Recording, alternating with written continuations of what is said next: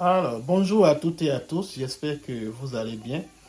Pour ceux et celles qui ne me connaissent pas, je m'appelle Mathieu Fatan. Bienvenue sur la chaîne Essentielle RH, la chaîne qui parle de l'emploi, de l'immigration au Canada et de l'intégration. Dans cette vidéo, je vais vous parler d'un sujet très important. Si vous voulez l'entendre, ne quittez pas. Merci et à bientôt.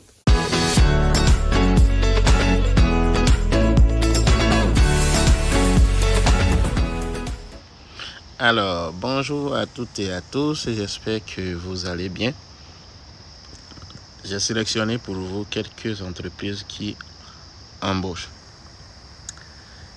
Il y a des images où vous ne verrez pas nécessairement l'adresse électronique, l'adresse par laquelle il faut joindre l'employeur.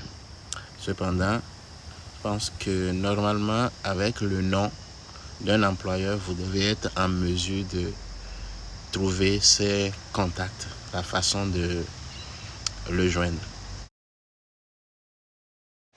Voilà comment il faut procéder pour trouver les informations nécessaires pour postuler.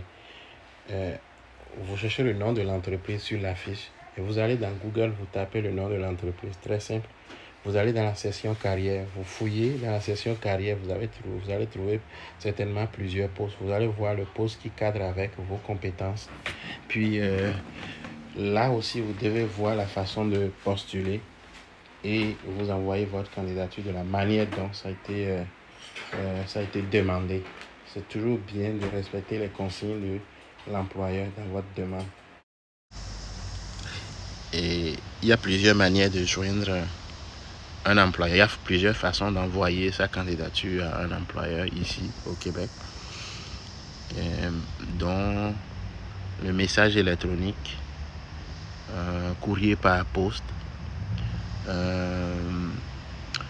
pouvez aussi joindre un employeur par téléphone ou par fax. Et la méthode la moins efficace, c'est évidemment par courrier électronique. C'est ça, parce que aujourd'hui, dans un contexte d'infobésité, il y a tellement de messages qui rentrent dans les boîtes électroniques que parfois on peut en échapper. Alors qu'une lettre qui vient par la poste, il est difficile que ça ne tombe pas dans la main de quelqu'un. Et une fois que ça tombe dans les mains de quelqu'un, c'est presque certain qu'on va l'ouvrir.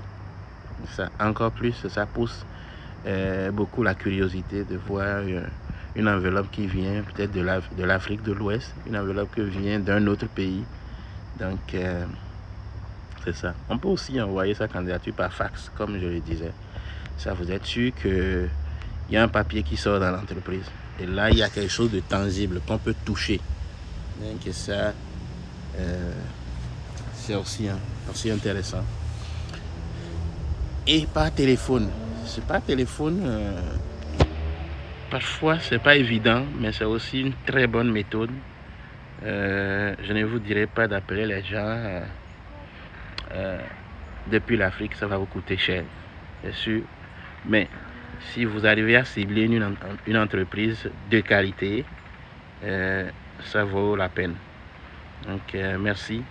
Moi, s'il s'agit d'une candidature spontanée, sinon mettez toujours le titre du poste visé dans l'objet de votre message. Merci. Alors, ce sera tout pour cette présentation. Si vous avez aimé, veuillez partager la vidéo. Et si vous êtes nouveau sur la page, je vous invite à vous abonner et activer la cloche de notification pour ne rien manquer.